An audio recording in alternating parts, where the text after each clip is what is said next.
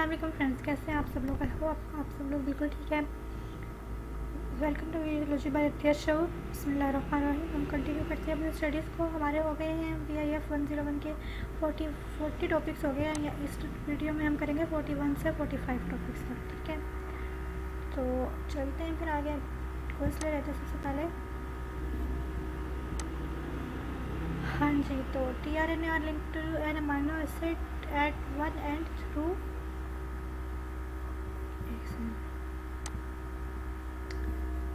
Covalent bond, ठीक है। Answer is correct. आगे चलते हैं हम लोग। यहाँ पर वीडियो है, वीडियो को अच्छे से देख लेंगे। Let us see the structures of ribonucleic acids.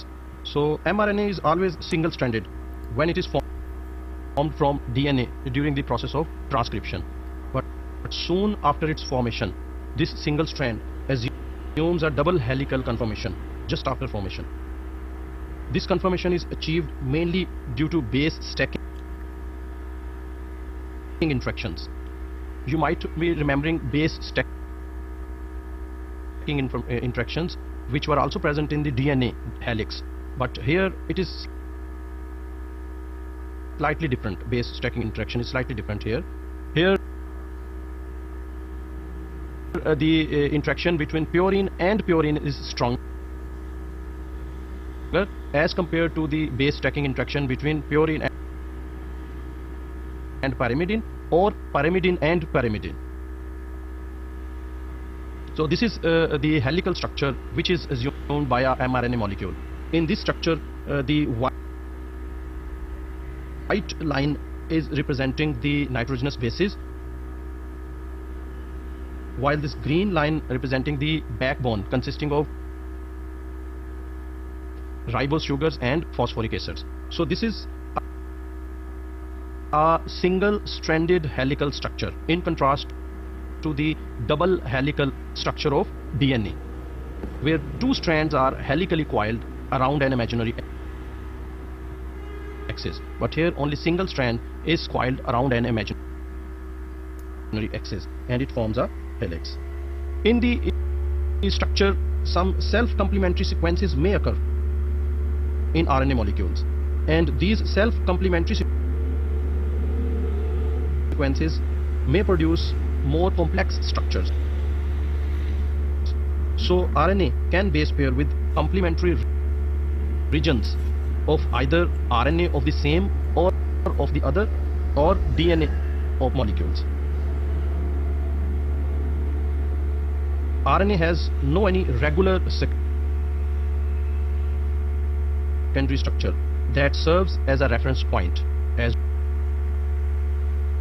you know, in case of DNA, it is double helical structure which is a reference structure, but here there is no any reference structure present in the ribonucleic acids. Rather, the three-dimensional structures of many RNAs are complex and unique. Breaks in the helix caused by mismatched or unmatched bases in one or both strands are common, and these breaks result in bulges or internal loops. It means in a RNA molecule there are complementary regions, but there are also breaks where one strand is not complementary to the other. So at these points, either a bulge is formed or a loop is formed. Similarly, another type of loop, which is called hairpin loop, it may form between nearby self-complementary sequences. So this can be cleared by this illustration. In this illustration, you can see a number of secondary structures assumed by the ribonucleic acids. For example, here you can see this is hairpin loop, and this is internal loop. This is not hairpin loop, and this is a small bulge where only one or two bases are not complementary to each other. So this small bulge is formed, and if more than 2-3 bases are not complementary to each other, then a big bulge loop is formed. So at some points it is double helically coiled, at some points it is single stranded. So in this way a number of secondary conformations may be present in a ribonucleic acid. So here you can see the structure of transfer RNA. This is the secondary structure assumed via molecule of tRNA, and similarly in this structure you can see there are a number of loops, and these are hairpin loops, and at number of points this is double stranded, at some points it is single stranded, and it also contains a bulge. So this is the secondary structure of a tRNA molecule.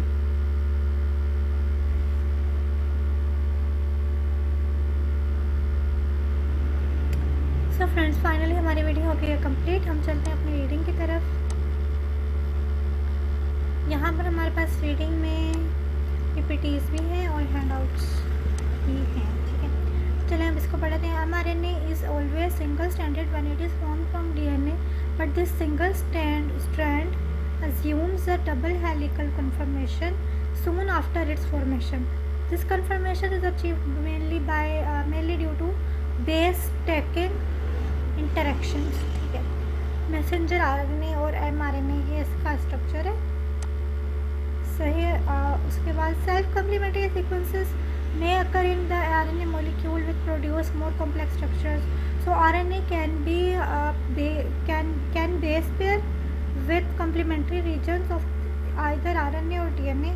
सही हो गया. उसके बाद RNA has no any regular secondary structure that serves as a reference point. The three-dimensional structure of many RNAs are complex and unique. Breaks in the helix caused by mismatched or unmatched bases in one or both strands are common and result in bulges or internal loops. Hairpin loops form between nearby self complementary sequences. ठीक हो गया जनाब, ये sir ने हमें समझा दिया है. ये है hairpin loop, base pair region, small bulge, और ये स्मॉल बल्ज है. उसके बाद इंटरनल लूप है ये, और फिर डबल हेलिक्स है ये वाला. उसके बाद बल्ज लूप है ये, बल्ज लूप, और सिंगल स्ट्रैंडेड रीजन्स, ये सिंगल स्ट्रैंडेड रीजन्स हैं. ये वाला ठीक है ना, ये वाला सिंगल स्ट्रैंडेड रीजन, ये वाला सिंगल स्ट्रैंडेड रीजन. सही है, ये वाला रीजन. उसके बाद चल लेते हैं आगे. उसके बाद हमारे पास में है ट्रांसफर आरएनए. ट्रांसफर आरएनए का ये स्ट्रक्चर है. ये है हेयरपिन लूप, और ये सिंगल स्ट्रैंड, ये सिंगल स्ट्रैंड अपना. ठीक है, और बाकी डबल स्ट्रैंड. ठीक है. उसके बाद फिर हम चल लेते हैं अपने पीपीटीज की तरफ, और यहाँ पर आ गया हमारा पीपीटीज. खुल जाएंगे तो फिर हम उसको पढ़ लेंगे. सो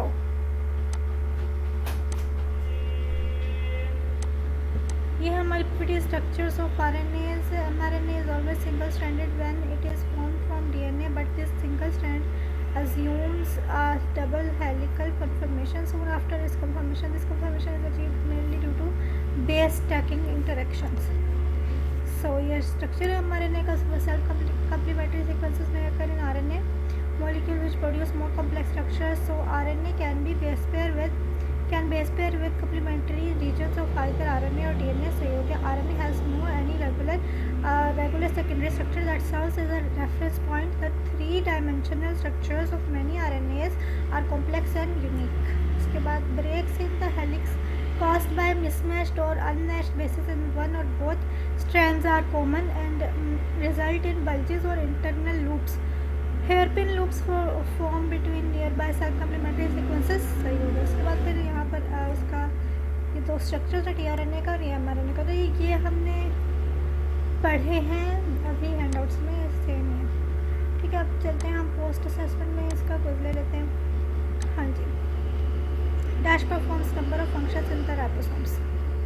हाँ, ये है जनाब RNA, राइबोसोमल RNA। सेव करते हैं और ये हो गया करेक्ट, थैंक्स लॉट। चल लेते हैं अगले टॉपिक की तरफ। हमारा अगला टॉपिक है, ये था स्ट्रक्चर ऑफ RNA और अब है मैसेंजर RNA, लेसन नंबर 42। इसका प्री असेसमेंट ले लेते हैं सबसे पहले। ठीक है बच्चों, the following plays role in structural support. Structural support में कौन प्ले करता है अपना role? TDNA, RNA, mRNA, tRNA।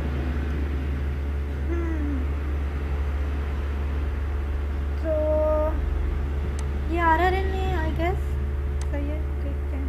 Yes, RNA। ठीक है, उसके बाद हमारे पास आ गया वीडियो, इस पर थोड़ा सुन लेंगे। The protein coding regions of each mRNA is composed of a contiguous non-overlapping string of codons called an open reading frame or ORF. Each ORF specifies a single protein and starts and ends at internal sites within the mRNA. That is, the ends of an ORF are distinct from the ends of mRNA. So, अगर हमारे पास एक mRNA है जो कि इतना long है और इसमें जो ORF है, ओपन रीडिंग फ्रेम, ये जो है वो इस mRNA के अंदर कहीं होगा, यानी कि वो ORF यहाँ से शुरू हो रहा है, यहाँ पे खत्म हो रहा है। तो ORF के एंड्स और mRNA के एंड्स एक ही जैसे नहीं हो सकते। तो ORF जो है that lies within the mRNA. Translation starts at the 5' end of the ORF and proceeds one codon at a time to the 3' end. So 5' से शुरू होकर 3' तक चलती जाती है। The first and the last codons of an ORF are known as start codon and end codon or stop codon. In bacteria, the start codon is usually AUG, यानी कि 5' side वाले AUG और इधर 3' साइड है। लेकिन इसके अलावा GUG और UUG ये भी जो है स्टार्ट कोडॉन के तौर पे एक्ट करते हैं। Eukaryotic cells always use AUG as the start codon. The start codon has two important functions. First, it specifies the first amino acid to be incorporated into the growing polypeptide chain. तो ये पहला काम तो ये कि पहले amino acid को identify करेगा, स्पेसिफाई करेगा। Second, it defines the reading frame for all subsequent codons. तो ये रीडिंग फ्रेम को भी डिटरमाइन करेगा कि किस तरह से रीड होना है इस mRNA। Because each codon is immediately adjacent to the next codon and because codons are 3 nucleotides long, any stretch of mRNA could be translated in 3 different reading frames. जैसे कि आप इसमें देख सकते हैं, ये 3 एग्जांपल्स हैं जो 3 डिफरेंट तरीकों से रीड हो रही हैं, 3 mRNA से। सो इस फर्स्ट केस में हम देखें तो ये AUG है, यहाँ से स्टार्ट होगा और यहाँ से स्टार्ट होने के बाद ये पूरा जो है वो रीडिंग फ्रेम है और UGA पे स्टॉप हो रहा है। तो ये जो है इसमें जो अमीनो एसिड्स ऐड हो रहे हैं जैसे AAIFVL ये डिफरेंट है। दूसरे केस में अगर ये mRNA जो है ये यहाँ से स्टार्ट हो रहा है UGA से, ये तो जाहिर है UGA तो स्टॉप कोडॉन है, तो फिर ये यहाँ से स्टार्ट होगा AAG, फिर इसमें KQFLY। तो इन दोनों में देखें K तो चले पहले में दोनों में सेम है, आगे इधर A है इधर Q है, इधर I है इधर F है, इधर F है इधर L है। तो ये जो प्रोटीन बन रही हैं ये प्रोटीन्स, इनमें अमीनो एसिड्स का सीक्वेंस जो है वो डिफरेंट है, इवन इनके साइजेस भी डिफरेंट हैं। और तीसरे केस में देखें कि यहाँ से अगर ये शुरू हो रहा है तो ये जो है पूरी प्रोटीन बनती जा रही है और इसमें स्टॉप कोडॉन ही नहीं अभी तक आया। तो इसमें भी देख लें ES एन एफ, इसका सीक्वेंस जो है इन दोनों से बिल्कुल डिफरेंट है।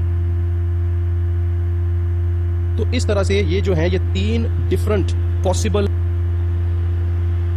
रीडिंग फ्रेम्स हैं जो कि एमआरएनए से रीड किए जाते हैं, और इसके रिजल्ट में डिफरेंट टाइप्स की प्रोटीन्स जो है वो बनती हैं। Once translation starts, however, the reading frame is determined. तो जब ट्रांसलेशन शुरू हो गई तो फिर रीडिंग फ्रेम डिटरमाइंड हो जाएगा, उसके बाद चेंज नहीं होगा। Thus, by setting the location of the first codon, the start codon, determines the location of all the following codons. Stop codons, of which there are 3: UAG, UGA and UAA. ये 3 जो हैं ये stop codon के तौर पे काम करते हैं, और जहां भी ये आ जाएंगे they will define the end of ORF and signal termination of polypeptide synthesis. You can now understand the origin of the term open reading frame. क्यों ये नाम open reading frame है? It is a contiguous stretch of codons read in a particular frame as set by the first codon that is open to translation because it lacks a stop codon. So it is called open reading frame. mRNAs contain at least one ORF. The number of ORFs per mRNA is different between eukaryotes and prokaryotes. Eukaryotic mRNAs almost always contain a single ORF. तो eukaryotes में एक mRNA का मतलब है एक ORF. In contrast, prokaryotic mRNA frequently contain 2 or more ORFs. mRNAs containing multiple ORFs are known as polycistronic RNAs, while those encoding a single ORF are known as monocistronic RNAs. तो eukaryotes में जो mRNA है वो monocistronic है, और prokaryotes में जो mRNA है वो पॉलीसिस्ट्रॉनिक भी हो सकते हैं। The polycistronic mRNAs found in bacteria often encode proteins that perform related functions, such as different steps in the biosynthesis of an amino acid or nucleotide. So एक pathway है, और इस pathway में अगर different proteins जो हैं वो required हैं या different enzymes जो हैं required हैं, तो एक mRNA उसके different ORF इन different proteins को जो कि related हैं, एक ही pathway को perform कर रही हैं, इन related proteins को code करेंगे. So here you can see the examples of monocistronic and polycistronic mRNAs. So this is the case of polycistronic mRNA. You can see this is one reading frame, this is second reading frame, and this is third reading frame. So in a single mRNA there are 3 reading frames, so 3 different proteins, protein alpha, protein beta and protein gamma are synthesized. But here this is one mRNA, and in this one mRNA only one reading frame is present, so only one protein is synthesized. So friends finally हमारी हो गई है video complete. I hope आप लोग को मेरी आवाज़ सही आ रही होगी। तो अब चलते हैं हम आगे अपनी रीडिंग कर लेते हैं। हमारे पास रीडिंग मटेरियल है जनाब की, फिर इसको हम पहले डाउनलोड कर लेते हैं। उसमें पढ़ लेते हैं। The protein coding regions of each mRNA is composed of contiguous non-overlapping string of codons called an open reading frame, commonly known as ORF. ठीक है, each ORF specifies a single protein and starts and ends at internal sites within the mRNA. That is, the ends of an ORF are distinct from ends of mRNA. ठीक है, translation starts at the 5' end of ORF and proceeds one codon at a time to the 3' end. The first and last codons of an ORF are known as the start and stop codons. ठीक है, in bacteria the start codon is usually 5' AUG and and then 3 primer. But 5 primer GUG and 3 primer and sometimes even 5 primer UUG and is 3 primer are also used. ठीक है. Eukaryotic cells always use 5 primers AUG 3 primer as the start codon. ठीक है. The start codon has two important functions. First, it specifies the first amino acid to be incorporated into the growing polypeptide chain. So you can second, it defines the reading frame for all subsequent codons. ठीक है.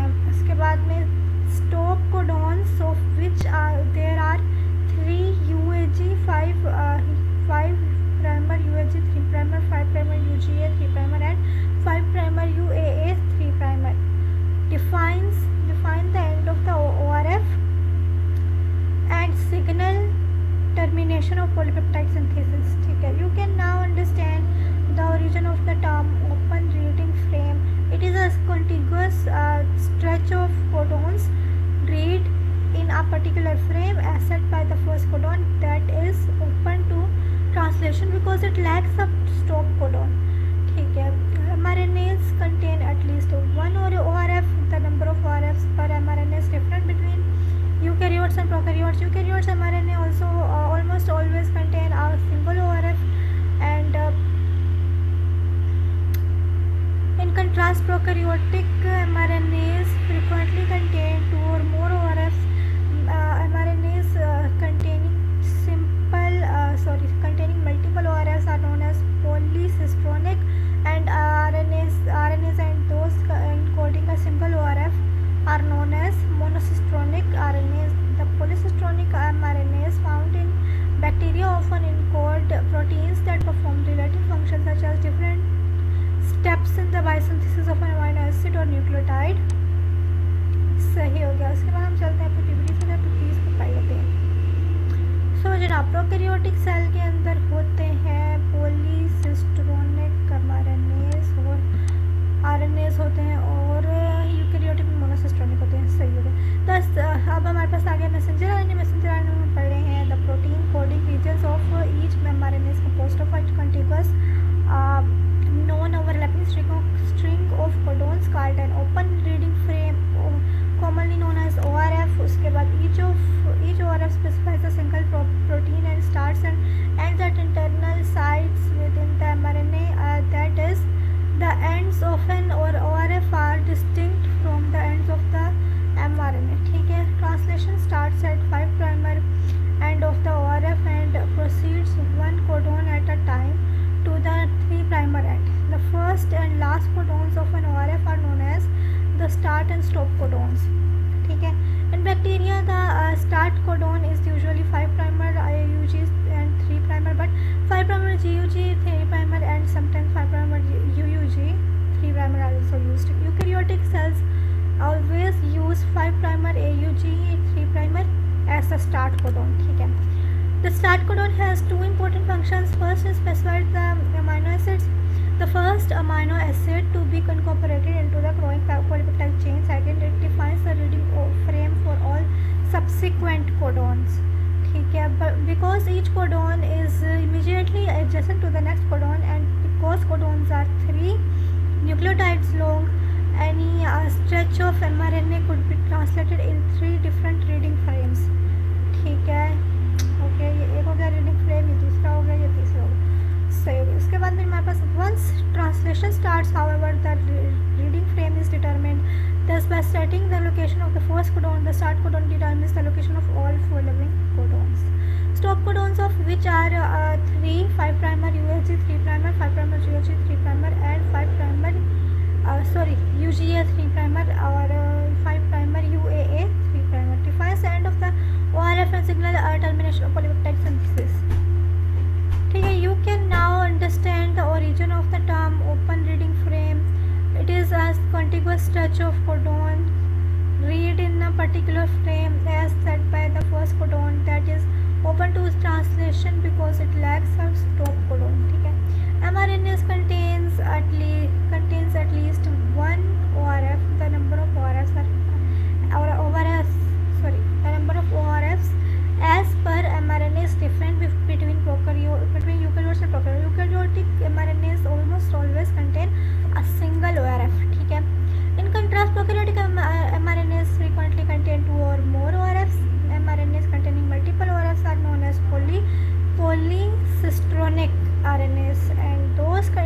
single ORF are known as monocystonic RNAs.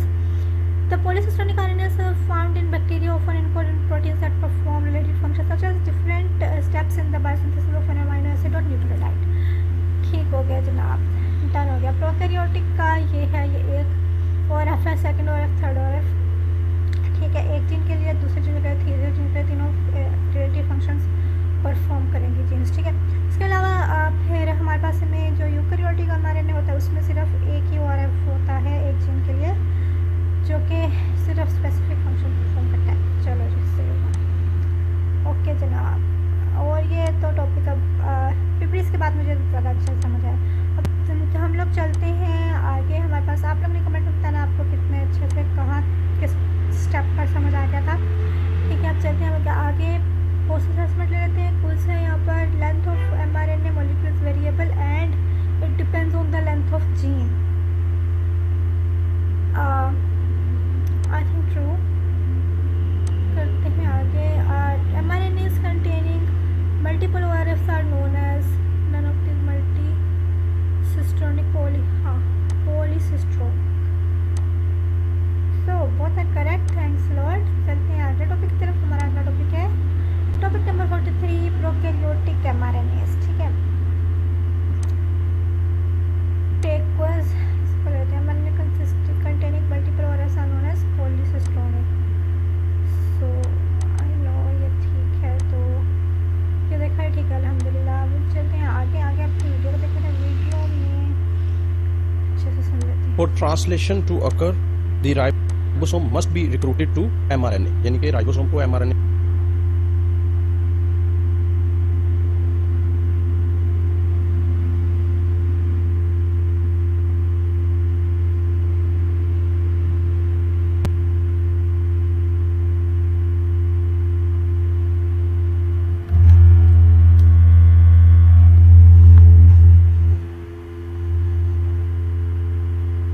पे attach होना जरूरी है। Prokaryotic mRNAs have a ribosome binding site that recruits the translational machinery. To facilitate binding by a ribosome, many prokaryotic ORFs contain a short sequence upstream on the 5' side of the mRNA and on the 5' side of the start codon, and this sequence is called ribosome binding site, RBS. This element is also referred to as Shinn-Olgarno sequence, after the scientists who discovered it by comparing the sequences of multiple mRNAs. The RBS, typically located 3 to 9 base pair on the 5' side of the start codon, is complementary to a sequence located near the 3' end of one of the ribosomal RNA components, the 16S ribosomal RNA. So ये जो RBS है, ये जो sequence है, ये ribosome के जो 16S ribosomal RNA है उसके सीक्वेंस के साथ कंप्लीमेंट्री है। जैसा कि आप यहाँ पे देख सकते हैं, ये जो रेड में शो हो रहा है, ये राइबोसोमल बाइंडिंग साइट है। चूंकि इस mRNA में 3 ओपन रीडिंग फ्रेम्स हैं, इसलिए इसमें 1, 2, 3 RBS भी हैं। तो इस तरह से 3 प्रोटीन्स जो हैं ये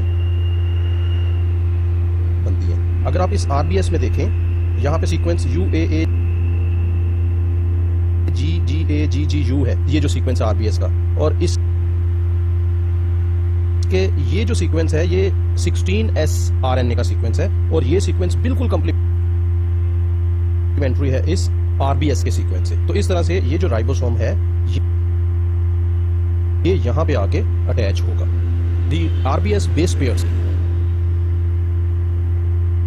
with this RNA, thereby aligning the ribosome with the beginning of the ORF. The core of this region of the 16S RNA has the sequence 5' से ये सीक्वेंस होगा CCU CCU 3'. Not surprisingly, Prokaryotic RBS are most often a subset of the sequence AGG. The extent of complementarity and the spacing between the RBS and the start codon has a strong influence on how actively a particular ORF is translated. So ये जो RBS है इसकी complementarity with 16S RNA उसके साथ और फिर क्या है इसका डिस्टेंस फ्रॉम स्टार्ट कोडॉन, क्योंकि स्टार्ट कोडॉन से ये पहले और फिर इनके दरमियान कितना डिस्टेंस है, ये दो पॉइंट्स जो है कंप्लीमेंटरिटी और ये डिस्टेंस, ये बड़ा इंपॉर्टेंट है for efficient translation. High complementarity and proper spacing promote active translation, whereas limited complementarity and poor spacing generally support lower levels of translation.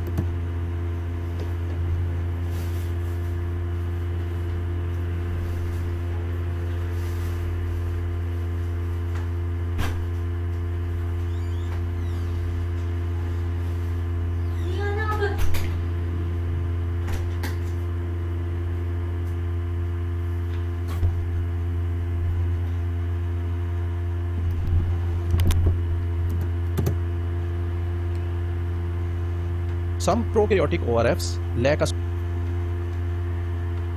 strong RBS but are nonetheless actively translated. कुछ ऐसे cases भी हैं. These ORFs are not the first ORF in an mRNA, but instead are located just after another ORF in a polycistronic message. और ये जो cases हैं, ये ऐसे cases हैं जो कि एक ही mRNA में एक ORF खत्म हुआ तो उससे अगला ORF जो शुरू हुआ है उसके बिल्कुल साथ है. तो जो पहला ORF अभी खत्म हुआ है तो चूंकि अगला ORF शुरू हो गया तो इसलिए राइबोसोम जो अटैच हुआ है mRNA के साथ वो इसी तरह से अटैच ही रहेगा और वो एक प्रोटीन को ट्रांसलेट करने के बाद, सिंथेसाइज करने के बाद अगला ORF या अगली प्रोटीन को रीड करना शुरू कर देगा. तो इस केस में RBS का होना जरूरी नहीं है. In these cases, the start codon of the downstream ORF often overlaps the 3' end of the upstream ORF. यानी कि एक ORF का 5' end दूसरे ORF के 3' end के साथ इस तरह से overlap कर रहा है. Thus, a ribosome that has just completed translating the upstream ORF is positioned to begin translating from the start codon of the downstream ORF. This phenomena of linked translation between overlapping ORFs is known as translational coupling. So in this situation, translation of the downstream ORF requires translation of the upstream ORF. तो अगर upstream ORF translate होगा तभी downstream ORF जो है वो translate होगा, otherwise ये translate नहीं हो सकता.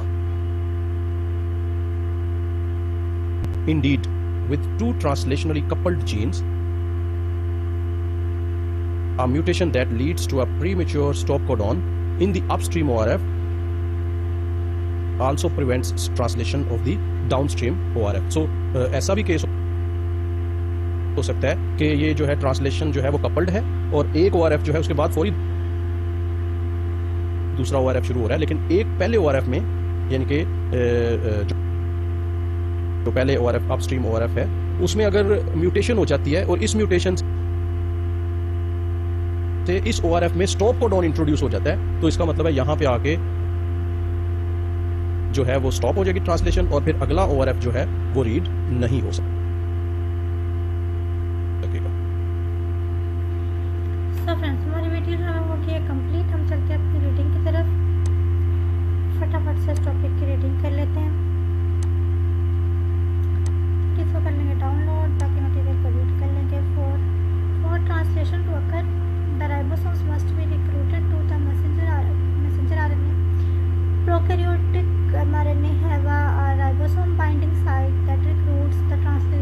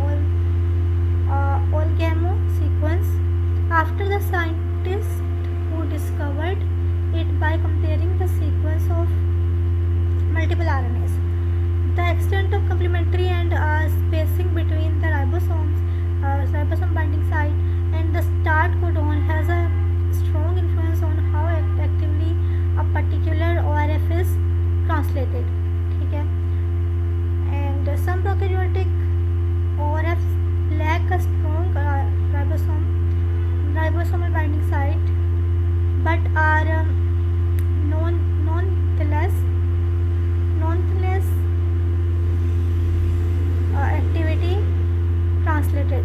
ठीक है, उसके बाद में these ORFs are not the first ORF in an mRNA but instead are located just after another ORF in a polycistronic message. ठीक है, phenomena of link translation between overlapping ORFs is known as translational coupling. So in this situation, translation of the downstream ORF requires translation of the upstream ORF. ठीक है, इसके बाद हमारे पास आ जाता है ये हमारा सारा का सारा mRNA है. इसके अंदर ribosomal बाइंडिंग साइट्स हैं, ये अलग अलग जीन्स रिप्रेजेंट कर रहा है. ये ORFs है हमारे पास 3. ठीक है, ये पोलीसिस्टोनिक ORF ये प्रोकैरियोट का है, mRNA प्रोकैरियोट्स का. ठीक है, इसके बाद हम चलते हैं इसको पढ़ लेते हैं. सही है, ओके. तो बिस्मिल्लाहिर्रहमानिर्रहीम, let's start. Prokaryotic mRNAs. For translation to occur, the ribosomes must be recruited to the mRNA. Prokaryotic mRNAs have a ribosome binding site that recruits the translational machinery. ठीक है, इसके बाद to facilitate binding by a ribosome में many prokaryotic ORFs contain a short sequence upstream on the 5' side of the start codon called the ribosome binding site RBS. ठीक है, this element is also referred to as the Shine-Oel-Garneau sequence, after the scientist who discovered it by comparing the sequences of multiple mRNAs. The RBS typically located 3 to 9 base pairs on the 5' side of the start codon is complementary to a sequence located near the 3' end of one of the ribosomal RNA components, the 16 Schwarzberg ribosomal RNA. ठीक है, उसके बाद में ये हमारा prokaryotic mRNA है, और इसके बाद में प्रोकैरियोटिक mRNAs में the RBS base pairs within this RNA thereby aligning the ribosomes with the beginning of the ORF. The core of this region of the 16 Schwarzberg RNA has the sequence 5' CCU 3'. ठीक है, उसके बाद not surprisingly prokaryotic RBS are most often a subset of the sequence 5' AGG. ठीक है, 3'. सही है. उसके बाद फिर the extent of complementarity and the spacing between the RBS and the start codon has a strong influence on how actively a particular ORF is translated. सही है. उसके बाद में high complementarity and proper spacing promote active translation, whereas limited complementarity and or poor spacing generally support lower levels of translation. सही हो गया. उसके बाद some prokaryotic ORFs lack a strong RBS but are nonetheless actively translated. These ORFs are not the first ORF in an mRNA but instead are located just after another ORF in a polycistronic message. ठीक है, in these cases the start codon of the downstream ORF often overlaps the 3' end of the upstream ORF. ठीक है, thus a ribosome has just completed translating the upstream ORF is positioned to begin translating from the start codon for the downstream ORF. ठीक है, this phenomenon of link translation between overlapping ORFs is known as translational coupling. So in this situation, translation of the downstream ORF requires translation of the upstream ORF. सही हो गया. Indeed, with two translationally coupled genes, a mutation that leads to a premature stop codon in the upstream ORF also prevents translation of the downstream ORF. सही हो गया जनाब. अब ये आपको पता है, मुझे सारे स्टेप्स करने के बाद ही समझ आती है टॉपिक की. ठीक है, अब आकर के मुझे समझ आई है. सही है, आप लोगों को आई गेस जल्दी आ रही होगी. सही है, तो messenger RNA is forms a sheet single stranded, double stranded, helical, single stranded. और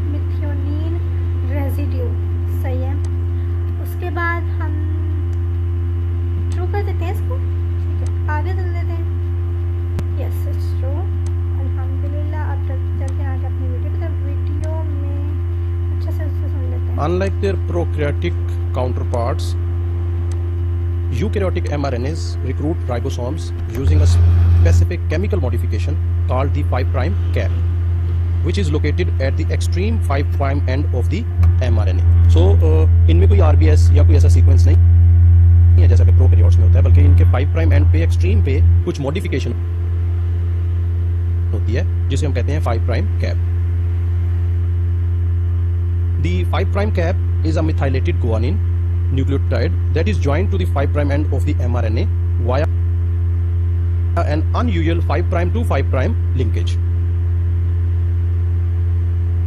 Created in 3 steps, the guanine nucleotide of the 5' cap is connected to the 5' end of the mRNA through 3 phosphate groups.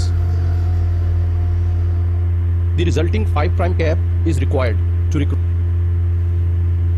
the ribosome to the mRNA. Once bound to the mRNA, the ribosome moves in a 5' to 3' direction until it encounters a AUG start codon, a process called scanning. So ये जो है ये इधर से start होता है और फिर ये जो है चलता जाता है उस वक्त तक 5' से 3 डायरेक्शन में चलता जाता है उस वक्त तक जब तक इसको स्टार्ट कोडॉन नहीं मिलता, और इस प्रोसेस को कहते हैं scanning. 2 other features of eukaryotic mRNAs stimulate translation. One feature is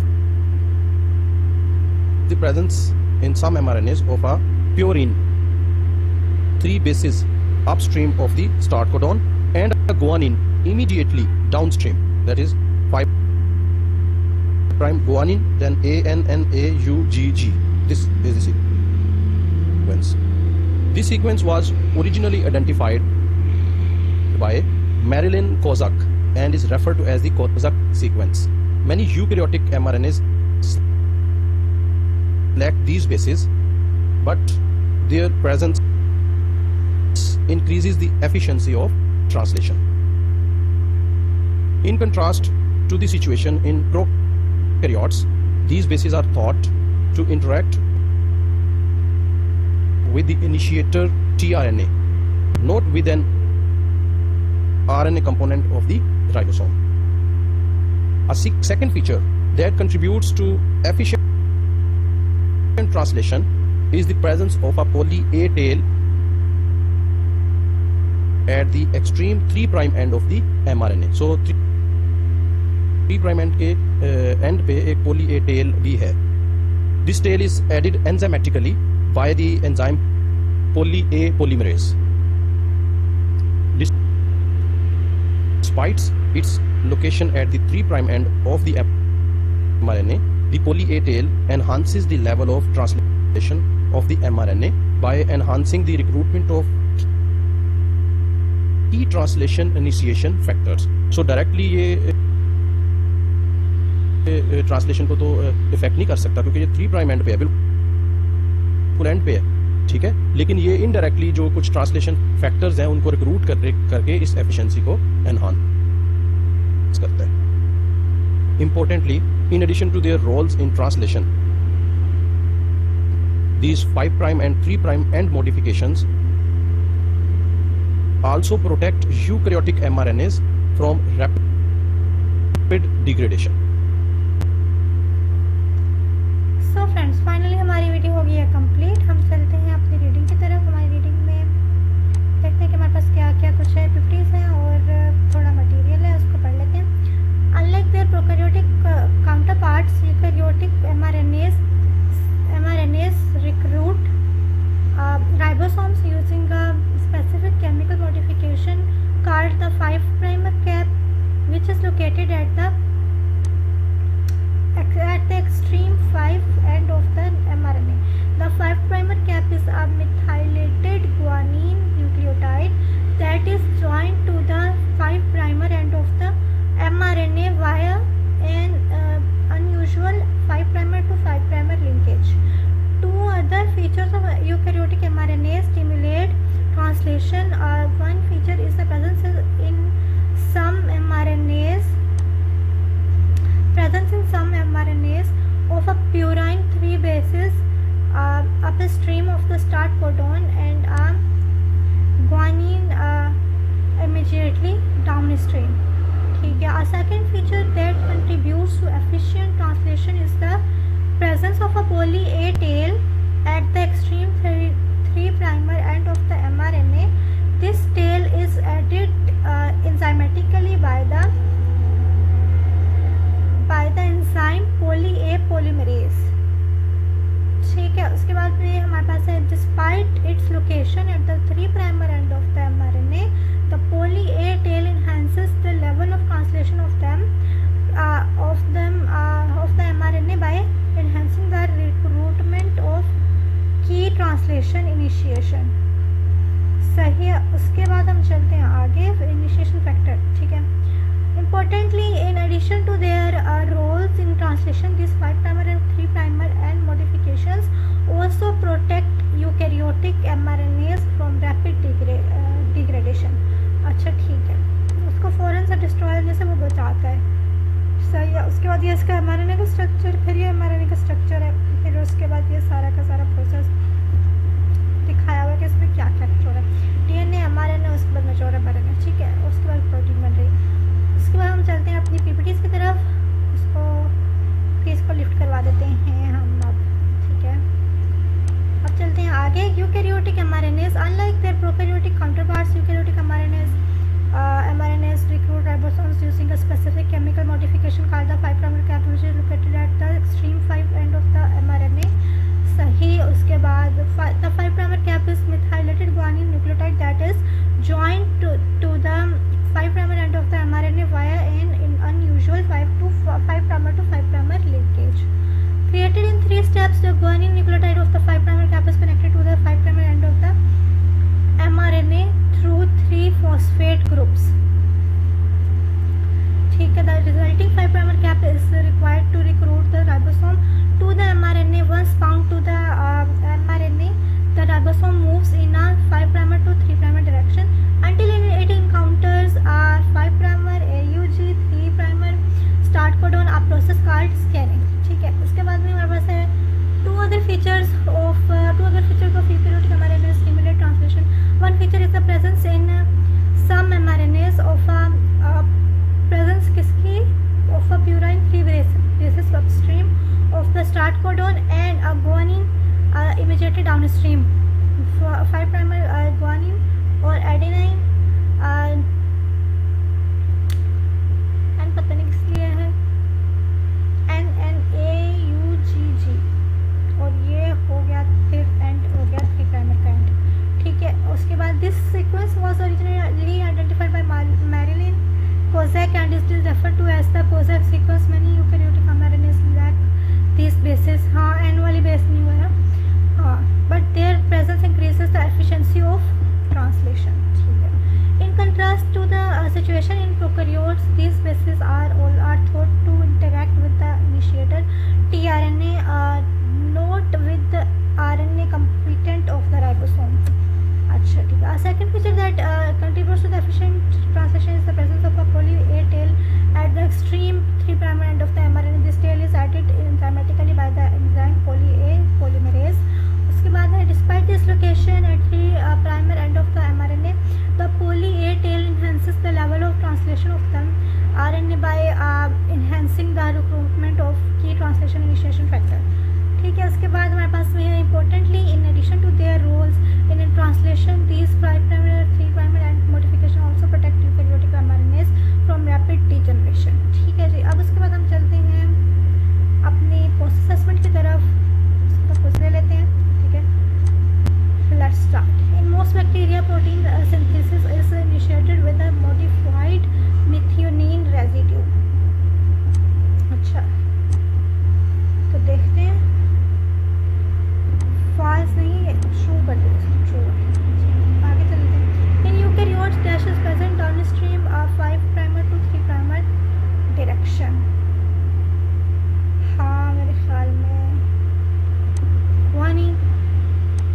I guess. Yes. अल्हम्दुलिल्लाह ये हो गया है true. अब मैं आपको यहाँ पर बता देती हूँ कि यहाँ पर हमारा फर्स्ट क्विज का जो सिलेबस है ना वो 44 टॉपिक्स है. 1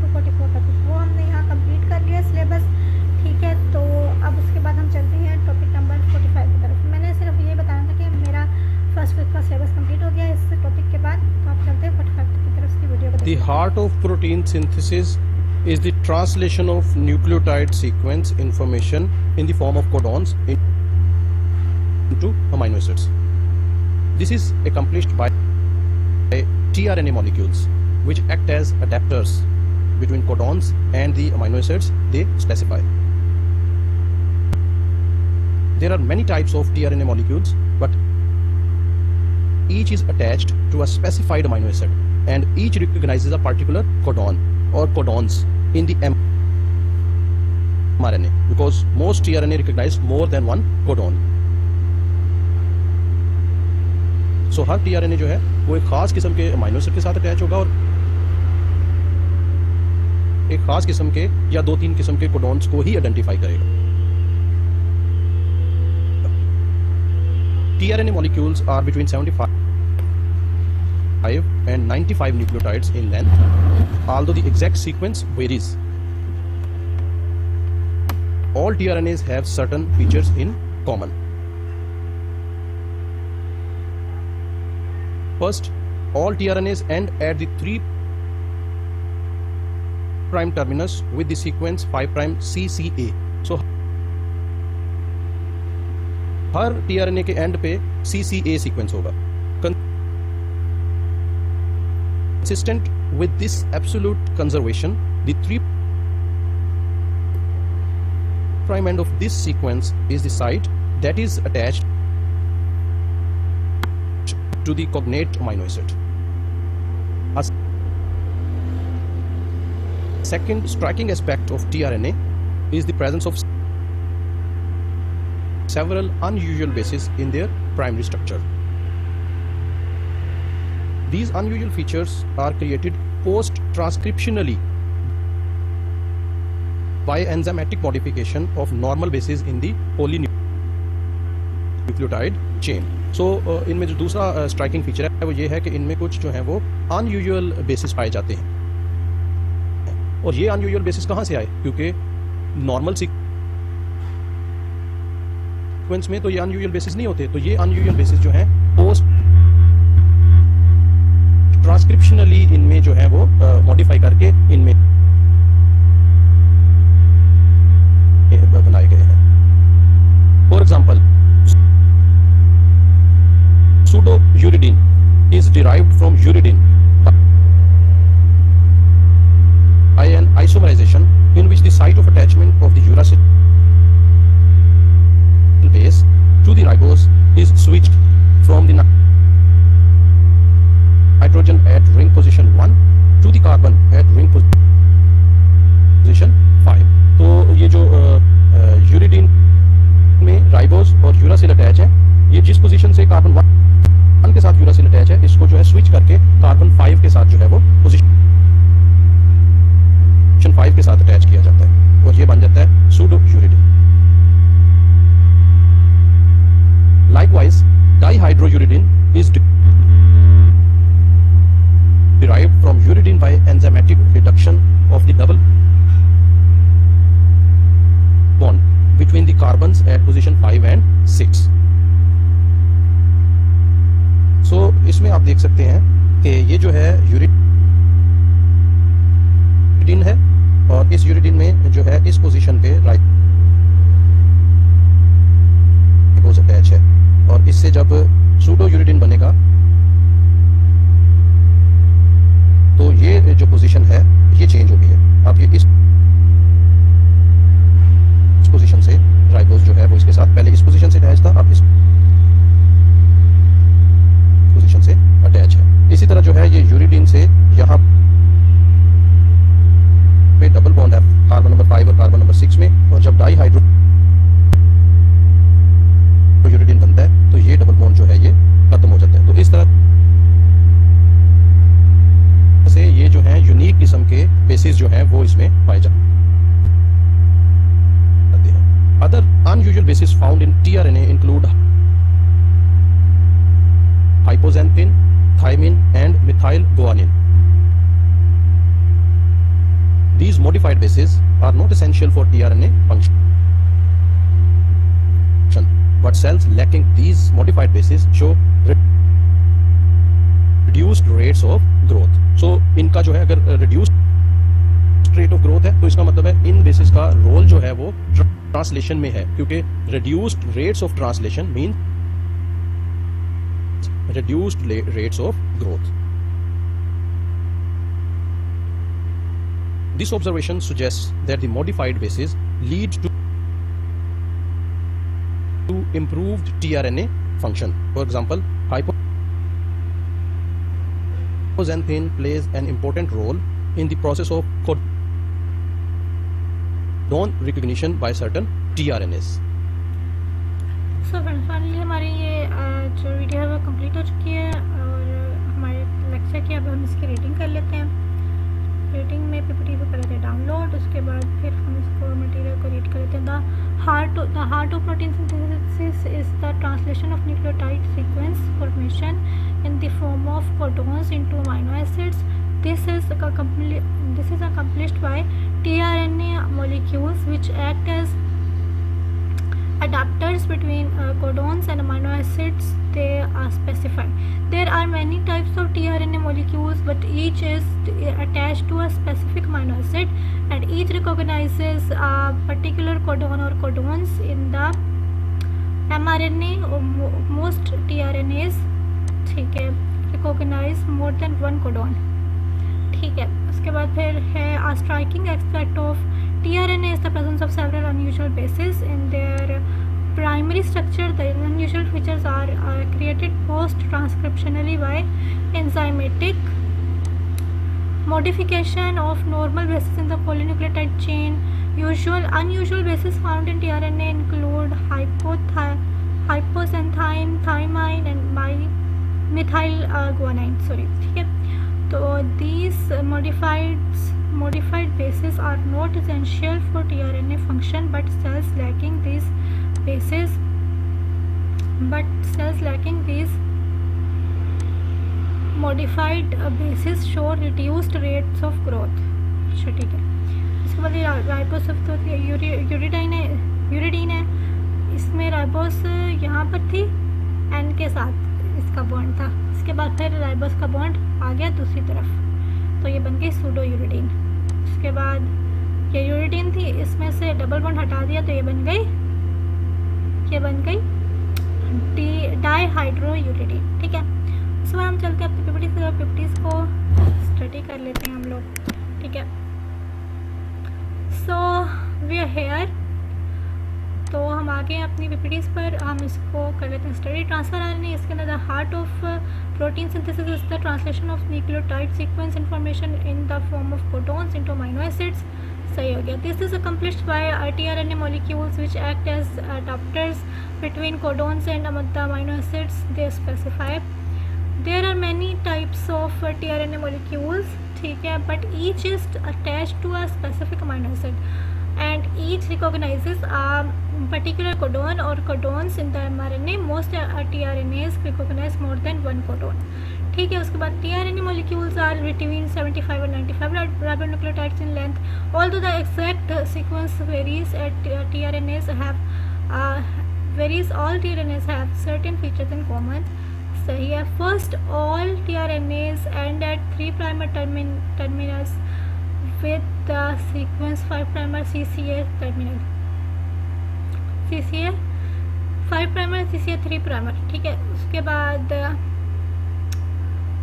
consistent with this absolute conservation, the 3' of end of this sequence is the site that is attached to the cognate amino acid. ठीक है, उसके बाद हमारे पास में second striking aspect of tRNAs is the presence of several unusual bases in their primary structure. These unusual features are created post-transcriptionally by enzymatic modification of normal bases in the polynucleotide chain. उसके बाद है जनाब, for example, pseudo-uridine is derived from uridine by an isomerization in which the site of attachment of the uracil base to the ribose is switched from the nitrogen at ring position 1 to the carbon at ring position 5.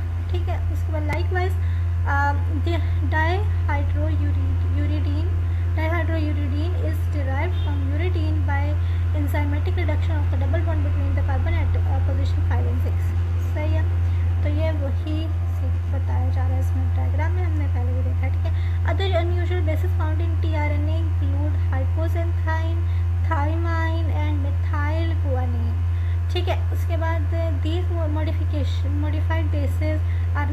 structure for tRNA function, but cells lacking these modified bases show reduced rates of growth. अच्छा ठीक है, मतलब ये essential तो नहीं है, इसके बगैर भी सेल वर्क कर सकता है, लेकिन फिर उसकी वर्किंग जो होती है ना वो स्लो होती है. This observation suggests that the modified bases led to improve tRNA, ठीक है, tRNA function. For example, hypoxanthine plays an important role in the process of codon recognition by certain tRNAs. ठीक है जनाब, अब जाके मुझे ये टॉपिक समझ में आया है. आई होप आप लोगों को भी समझ आ गया होगा. आप चलते हैं इसकी पोस्ट असेसमेंट की तरफ. यहाँ पर टेक क्विज कर लेते हैं जनाब. आई होप आ जाए quiz, because as you all know about RLMS working, आजकल तो बहुत स्लो हो जा रहा है. तो मुझे वर्किंग से और किसी बात का डर नहीं है, बस सिर्फ और सिर्फ मुझे वर्किंग से अपनी क्विज का डर है. ठीक है, अब ले लेते हैं इसको. Limited complementary and spacing generally support high levels of translation. High levels of translation, limited complementarity and spacing. ये आगे false है और चलते हैं आगे. What is the average size in base pair of a mature tRNA? 80 base pairs, 40